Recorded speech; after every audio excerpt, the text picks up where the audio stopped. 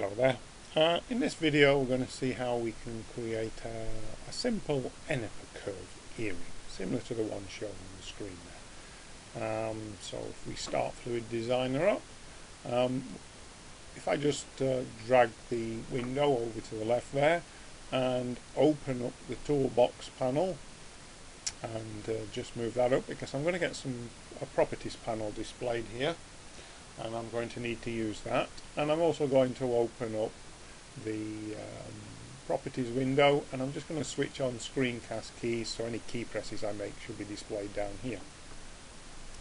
So Enneper curve. Well, if we go to add curve, we've got an Enneper curve option here, so we can create many different types of Enneper curve. And you can see there, I'm just holding down the center mouse button and rocking it. You can see what the shape of the current Enneper curve is, and we can see the dimensions of it over here in the properties panel.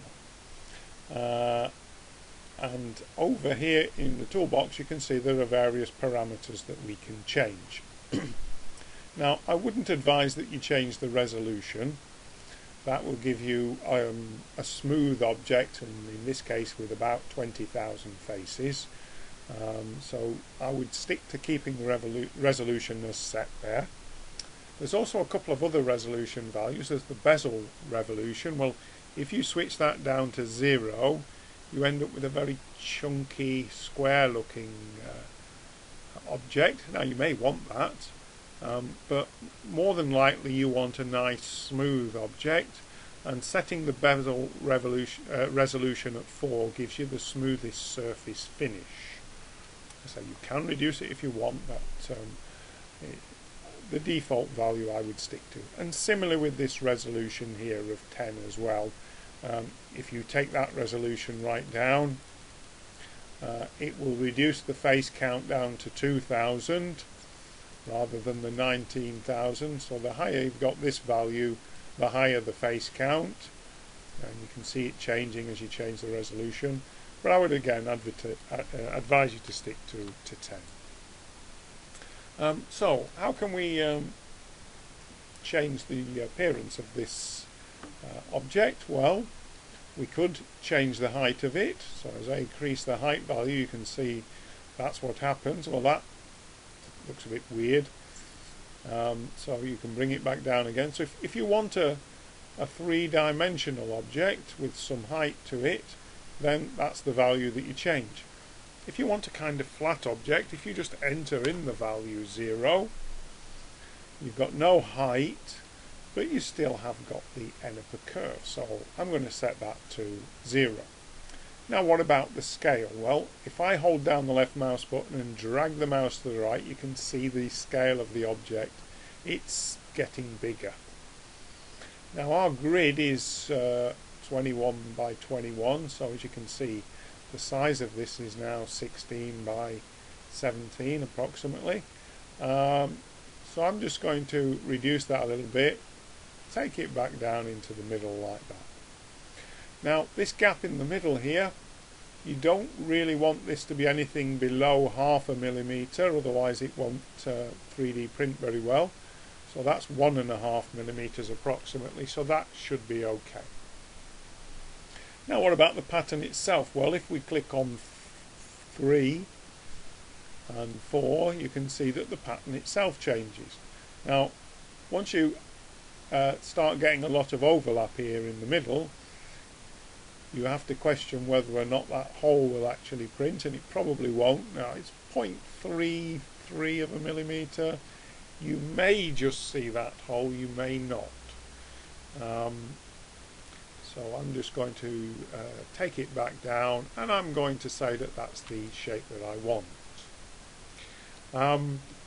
Now the thickness of this is currently 1 millimeter. If we measure it, if I actually measure across the object there, you'll see that that's pretty much 1 millimeter. And the reason for that is that this bevel value is set for you at 0.5.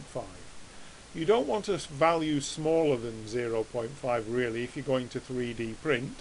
So by setting this at 0.5, you can have an object that's 1 millimeter thick. The bevel is in fact the radius of this, so it's 0.5 millimeter radius, total thickness 1 millimeter, and we can see that as the Z value over here. That's the thickness in the Z direction, 1 millimeter. Now over in the properties panel, if we click on the show the curve data information, you'll see the bevel depth is set there as well. Now if we actually set this back to 0, now that won't print, that's far too thin to print, but if we set it down to 0, what we get is the basic raw Enneper curve. And if we want to apply a thickness using a bevel object over here, then what we'll need to do is to append some bevel objects. Now we're doing earrings here, so if we actually go to File and Append, and if we just go to the Groups folder, which is the base folder for using Fluid Designer for 3D printing, if we go to Earrings, and there is actually an Enneper earring file on the system here, even though we're creating it from the menu system. If I click on Enneper curve earrings, an object, if I press A on the keyboard and highlight all of those objects except for Enneper curve, well in fact I won't bother highlighting angular rotation either. If I just highlight all the cross-section objects, so I pressed A on the keyboard and then held down the shift key and deselected the first two, all these objects here are cross-sections, and so if I append those from the library, you will see that they will be added to my outliner panel here. And so if I go to the Enneper curve itself, and if I press T on the keyboard and close down my toolbox now, I'm not going to use that anymore, I can add a thickness to my object, in this instance 0.8 millimeters cross section by 0.8, or I can add 1 by 1, or I can have a rounded cross section. So I can change my thickness here by applying this bevel object rather than the 0.5, which was the bevel depth set when we added the Enneper curve itself in the properties panel. Okay, so there's my Enneper curve. I'm now going to attach a connector to it. Well, if I click on Group Library and go to 3D Template Connectors, for creating earrings we want a wire connector with a relatively small cross-sectional hole in the middle of it. So we've got a 1.5 millimeter diameter hole and we've got a 2 millimeter diameter hole wire connector. So I want to append this object to here. If I just drag and drop it, it will replace the object I've got on the screen. I don't want to do that. I want to append this wire connector. I want to add it to this workspace. So if I go to File and Append, go up through the menu system until you get to Groups. You see Groups at the top there, and we want a 3D template connector, and I want the wire connector with a 2 millimeter diameter hole, and I want the object. So I highlight the wire connector with a 2 millimeter diameter hole object and I append it from the library. And if I click on the wire connector itself in the outliner window here, I can select it, and I should be able to move it out of the way there. And what I want to do now is to reposition it. Well, I could do this in different ways. I could rotate this object. So if I go to the show the main information icon there, that's the x-axis, that's the y-axis. Going into the screen is the z-axis. So if I click on the z rotation value here, you'll see I'll be able to rotate it, and I'm probably looking for a value of 45 degrees should line it up. And then what I want to do is I want to just look at how the connector fits at the end there. Well, that's a little bit too long, so if I highlight the connector and if I press the tab key on the keyboard to go into edit mode and highlight the final control point there, I can delete that with X on the keyboard and delete the vertices. So I've just deleted the last one. I could actually delete that one as well. And then if I come out of edit mode by pressing the tab key, let me just move that in a little bit closer.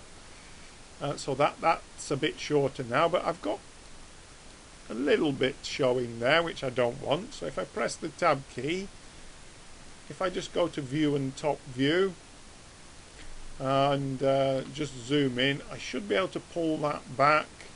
That's probably fitting a bit better now. It's not coming out of the other side is what I'm saying.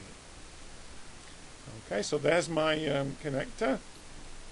It's located in the right position now, so I can press A to deselect that control point and press the tab key to come out of edit mode. Now what I want to do is to just join these two objects together. So I want to keep the actual earring itself with its current cross section of 1mm. They are in fact the same if we look at these two, but how you join these two together is, it can be important. So for example, if I change that, if I change the cross section of that to a square cross section, yeah, when we join these two together, oops, now that's gone a bit strange. That's taking it down a bit there, so that's, I don't want that actually. Let me put the 1 by 1. Well, no, I'll put the one. I'll put the square connection in. Let's see what happens when we join the two together. When we do join the two together, the properties of the last object you select should be applied to the first object. So in other words, this connector should take on the same properties as the earring itself. So if I hold down the shift key and select the earring itself last and go to Tools, Object Tools and Join, you'll see that the connector has now got the same cross section as the earring, and its orientation is also the same there. Okay, so there is my earring. Now, one of the things about earrings is you do want to know what the weight of the earring is going to be. You don't want anything too heavy. So in order to find the weight, we do actually need to go to Tools, Object Tools and convert this to a mesh. Now don't do this until you're absolutely happy with the shape and size of the earring, which I am, because when you convert it to a mesh, the modifiers will disappear. You won't be able to change that thickness throughout the whole object anymore. But to check the weight of it, we need this as a mesh. And if we open up the toolbox panel, you'll see in the toolbox panel there is a tab here that says 3D printing. And if you click on that tab, and I'll just pull this panel down so we can see the results at the bottom of this. If I click on volume, it should calculate the volume of this object. Now sometimes it makes a little bit of a strange calculation here, and as you can see, this is saying that my object is, let's see, 3, it's saying it's 149 million cubic centimetres, which is clearly nonsense. Sometimes this calculation will work absolutely right. If the decimal place is here and you've got a very large number, you need to ignore that. And what we need to do is we need to move the decimal point 3, 6, 9 places. 9 places to the left. 1,000 times 1,000 times 1,000 is the error that's occurring here. And so if we move the decimal point to there, that value will be 0.149, 0.15 approximately cubic centimetres. And that equates to about 1.5 grams, which is a really suitable weight for an earring. So what we're really looking for here is a value probably less than 0.3 centimetres cubed. Any volume greater than that is going to be relatively heavy. So this earring should be fine. So you can Sometimes when you do this, the volume will be okay. Clearly, when you've got a very large value like this, you've got to readjust, and you just move it back 3, 3 and 3 again, and that's the volume. Okay, what you would do now is export this as a wavefront object. I would export it to the desktop, and so this is an Enneper curve earring, and you would then run that file through Netfab Basic, and Netfab will just make some minor repairs to the earring, and then you'll have your 3D printable file. Okay, so that's how you can use the Add Curve menu, the Enneper curve on the Add Curve menu, to create a earring, and appending your cross sections from an existing file on the system, and appending a wire connector from an existing file on the system. Okay, so that's it for this video. Thank you.